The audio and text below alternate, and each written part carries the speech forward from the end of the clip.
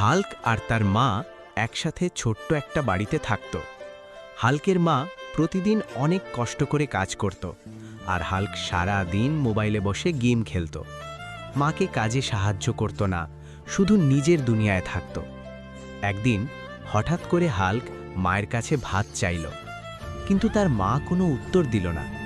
Hulk বিরক্ত হয়ে রান্নাঘরে গিয়ে দেখল তার মা মাটিতে বসে আছে, শরীর খুব খারাপ।